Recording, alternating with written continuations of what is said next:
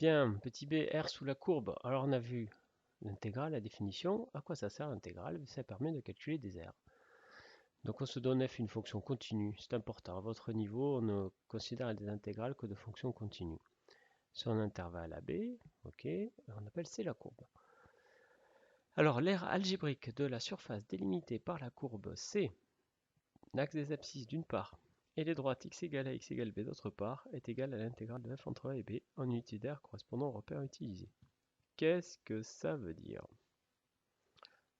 On va en dessin. Alors, on se place dans un repère. Et toujours dans un repère de façon dès qu'on veut tracer une courbe. Alors déjà, avant d'aller plus loin, il faut que vous compreniez que l'unité d'aire ici, on se place dans un repère orthonormé, c'est-à-dire que ici et là, on a la même unité. On va dire des centimètres, si pour que ça vous parle.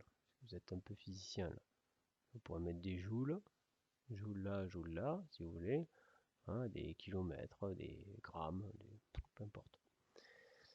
L'unité de cet axe, c'est le centimètre. L'unité de cet axe, c'est le centimètre. On est bien dans un repère orthonormé. C'est très important ça, sinon l'unité d'aire n'a pas vraiment de sens. Alors, mais vous ennuyez pas, on vous ennuiera jamais avec cette histoire, hein, mais je vous le dis quand même. Alors, unité d'aire, c'est quoi? Eh bien, c'est ce carré là. Voilà une unité d'aire. Je vais la faire en vert. C'est ce qu'on appelle une maille. Donc, si vous n'avez pas le savoir, une maille en rapport avec la maille quand on tricote, hein, ou la cotte de maille, si vous voulez.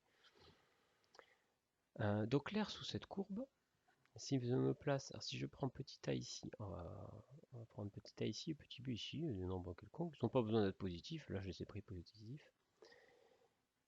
Alors on me dit l'air entre la courbe C et l'axe des abscisses d'une part, donc la courbe C la voilà, l'axe des abscisses c'est lui, et les droites d'équation x égale a, la voici la droite d'équation x égale a, 1, et la droite d'équation x égale b, d'autre part. Bon, ben, l'aire qui est comprise entre les deux, c'est cette aire-là. Je pense qu'il n'y a pas de problème. C'est simple, on part de la courbe, on va jusqu'à l'axe des abscisses, délimité entre les droites x égale x égale b. Bon, et puis puisque l'unité d'aire c'est ça, rien qu'avec nos yeux là, on peut voir que l'air sous cette courbe, alors j'y vais avec mes gros sabots, hein, mais c'est 1, 2, 3, 4, 5, 6, 6, lui il fait ça plus ça plus ça, on dirait bien que ça fait 7, un peu plus que 7. Donc l'air sous la courbe, hein, entre A et B, hein, je ne sais pas comment l'écrire, c'est à peu près 7 cm², unité d'air. Bon, alors là, j'ai pas du tout fait un calcul, j'ai juste fait une mesure au jugé. Et bien, ce calcul, on va pouvoir le faire dès qu'on connaîtra la fonction. Plus exactement, dès qu'on connaîtra une primitive de la fonction, on saura exactement la valeur de cette R. C'est quand même pas mal. Et on la saura en unité d'air. En unité d'air étant l'unité mis au carré. Et comme généralement en mathématiques on ne donne pas d'unité à nos axes, bon, on dit juste unité d'air. Exercice 5, calculer l'aire de la surface suivante. Une surface, c'est un ensemble de points, c'est donc les points de coordonnées x, y, tels que x soit compris entre 0 et 2, et y soit compris entre 0 et 1 moins x carré. Ok, allons-y.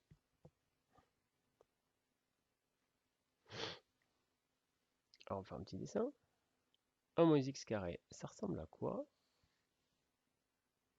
Alors 0 et 2, donc c'est pas la peine que j'aille faire trop dans les négatifs. Voilà 2. Alors, il faut tracer, déjà il faut tracer cette courbe, qui va être, c'est elle qui va me donner la courbe C, j'espère que vous comprenez. Alors, y qui varie entre 0, 0 et 1 moins x carré, la courbe qu'on va tracer. X varie entre 0 et 2, ok. Alors, 1 moins x carré, comment tracer ça?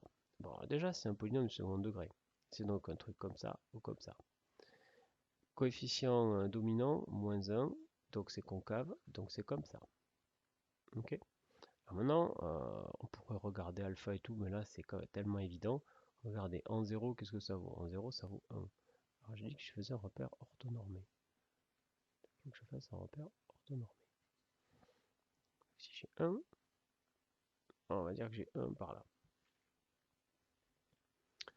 En 0, ça vaut 1.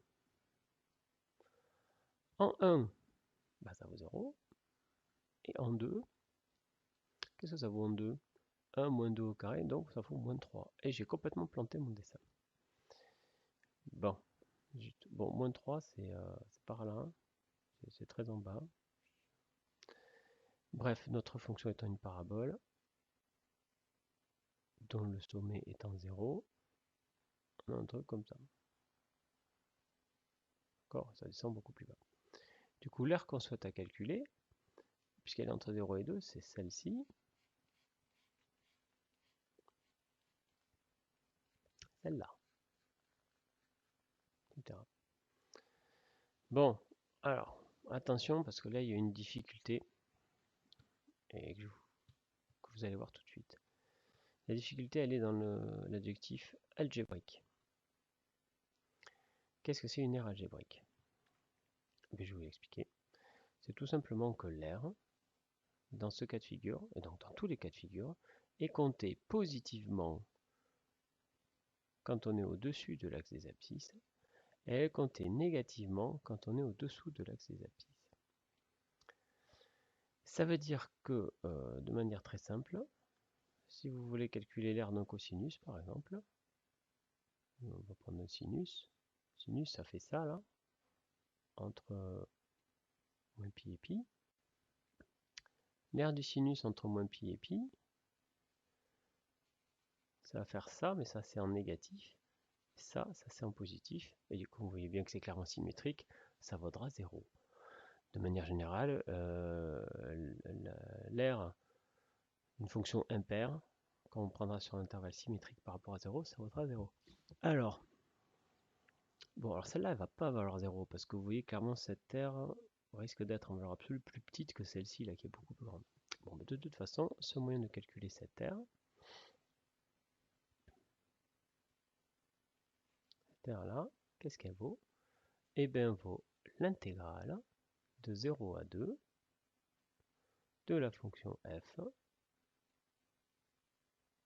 Voilà, c'est tout. Bon, il n'y a plus qu'à calculer. Bon, pour calculer, il faut donc trouver une primitive de moins x carré. Ça, c'est très simple. C'est 1x moins x au cube sur 3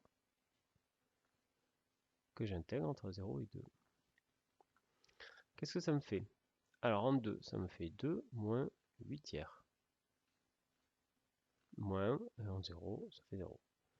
Donc 2 moins 8 tiers, si je mets 2 sur 6, sur 3, pardon, ça fait 6. Ça fait donc 6 tiers moins 8 tiers, ça fait moins 2 tiers. Et ce résultat, moins 2 tiers, ne doit pas vous choquer. Vous pourriez dire une surface, ça ne peut pas avoir une surface négative, ça n'a pas de sens. Attention, c'est une aire algébrique, donc elle peut tout à fait être négative. Dites-vous qu'il y a une notion de sens de parcours. D'accord? Si on le parcourt dans un sens, c'est positif, si on le parcourt dans l'autre sens, c'est négatif. Et puis voilà, vous ne faites pas des nœuds au cerveau avec le fait que l'aire soit négative. Une surface, c'est toujours positif, mais une aire, ça peut être négatif. Donc là, c'est en unité d'air. Hein, l'unité d'air étant, je vous rappelle, l'unité qu'il y a ici. Donc, si c'est des joules, ben, ça serait des joules au carré. Voilà. Alors, cet exercice est absolument pas difficile. C'était juste pour vous mettre en évidence que quand vous aviez une fonction qui changeait de signe, eh bien, l'air se compensait à chaque fois. Hein, fin de l'exercice. Petit c, théorème fondamental du calcul différentiel. Rien que ça. Hein, oui. Il y a un théorème fondamental de l'algèbre aussi. Et ce théorème fondamental, que dit-il? Ben, c'est le théorème qui établit le lien entre la primitive et la fonction. Allons-y, soit f une fonction continue sur un intervalle i, alors la fonction qui est définie par l'intégrale entre a et x de la fonction et la primitive de f qui s'annule en a. on savait déjà qu'une fonction continue avait une primitive. Eh ben, elle s'écrit comme ça. Bon, c'est tout bête, hein. On peut y réfléchir quelques secondes. Hop. Si on y réfléchit quelques secondes. Donc f, elle est continue. Elle a maintenant une primitive, grande F. Primitive. Sur R, on va pas s'ennuyer, mais ça marche quel que soit l'ensemble. Bon, bah ça veut dire que grand F' est égal à F. Bon. Et nous, on nous dit que grand F, ça doit être égal à l'intégrale de A à X, F de T dt.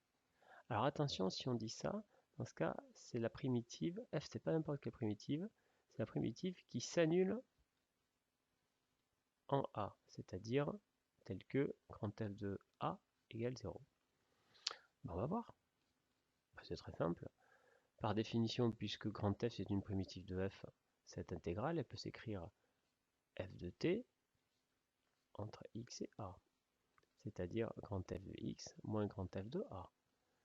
Mais on vient de voir que grand F de A, ça valait 0. Donc ça vaut bien grand F de X. Donc c'est bien une primitive. Bon, c'est pas du tout une démonstration ça.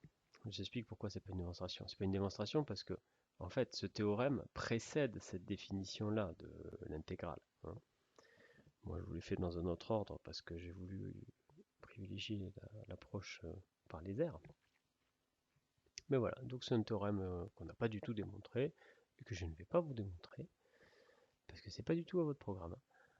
Mais voilà, c'est le théorème fondamental du calcul différentiel. Alors maintenant, on a un exercice. L'exercice 6, démontrer l'unicité de la fonction logarithme népérien. Ah oui, c'est vrai ça. Alors, pour démontrer l'unicité de la fonction logarithme népérien, il faut utiliser la propriété suivante.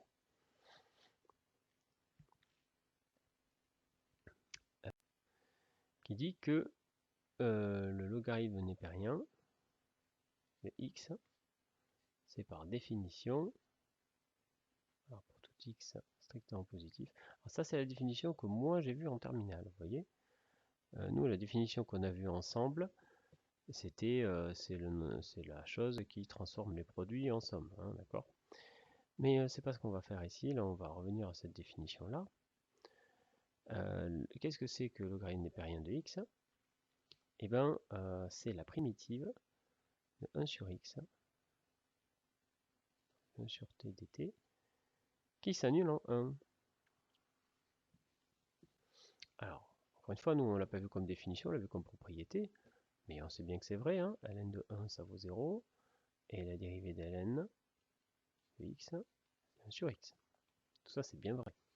Donc ln c'est bien la primitive de 1 sur x qui s'annule en 1. Pourquoi je dis la primitive de 1 sur x et je mets des t, hein?